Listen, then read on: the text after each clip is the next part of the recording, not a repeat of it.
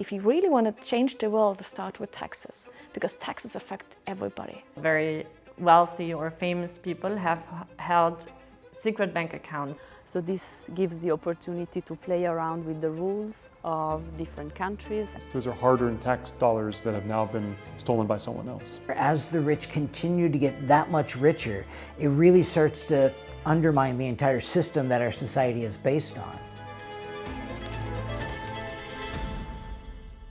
We've talked about how companies use tax havens. However, huge amounts of money are also held abroad by private individuals.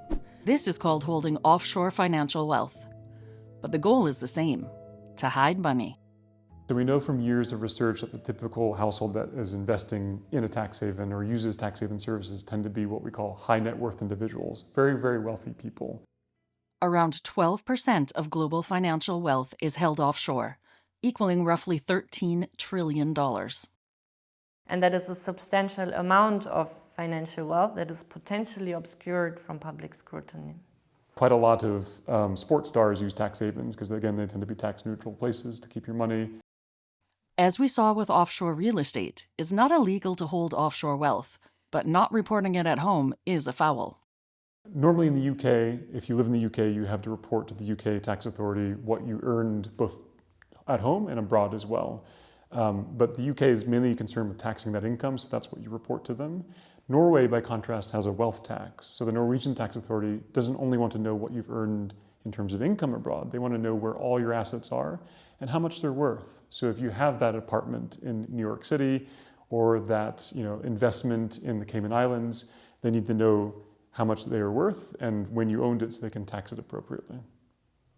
There are some people and some companies that really want to hide their income, hide their wealth, because they don't want to pay the right amount of taxes. So these are the groups that we are really looking into. The problem with financial secrecy is that it enables destructive activity, like illegal deforestation. In 2015, Bruno Manswer Foundation revealed how financial institutions in Switzerland and Hong Kong allow the political elite in Malaysia to launder money obtained through illegal deforestation and the illegal timber trade. This is an example of what we call illicit financial flows.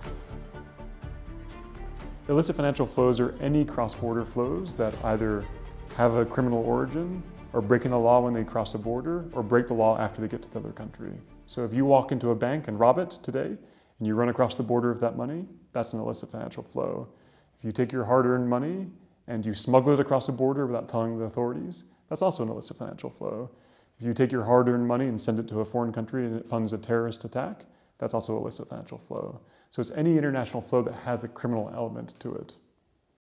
The movement of illegal money is particularly harsh on developing countries.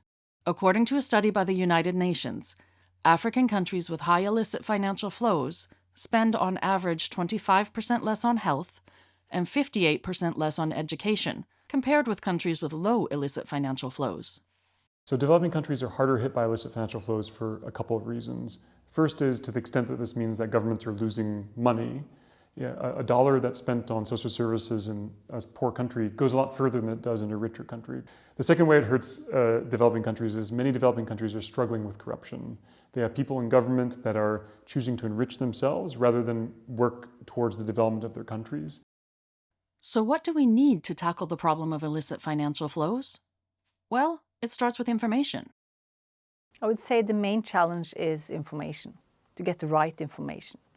Follow the money is what we do here at the EU Tax Observatory, using kind of forensic data analysis techniques to quantify tax avoidance by multinational companies, tax evasion by wealthy individuals, the wealth which is stashed in tax havens, money laundering and things like that. You have to be creative and try to find information indirectly or from other sources than you usually do.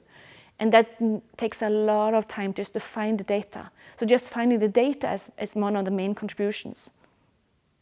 This data forms the basis for the Atlas of the Offshore World. The atlas gives you a glimpse of who owns offshore financial wealth and where it is located. It does so by noting that globally there are more liabilities, also known as debts, than assets. But this is impossible, because we know that for every debt there has to be an owner of that debt. That means that somebody must be hiding something. We estimate how much offshore financial wealth is hosted by which financial center, and we estimate where the owners of this financial wealth reside.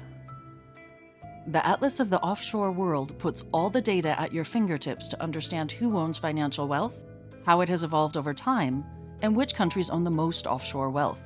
My hope is that the younger generation can look at the data and look at the work we have done and get interested and ask more questions and hold governments accountable. These are some of the most important challenges of our time, and they are going to be increasingly important in the 21st century. What we do makes a difference, and it is important for the democratic society. But if you really want to change the world, start with taxes, because taxes affect everybody.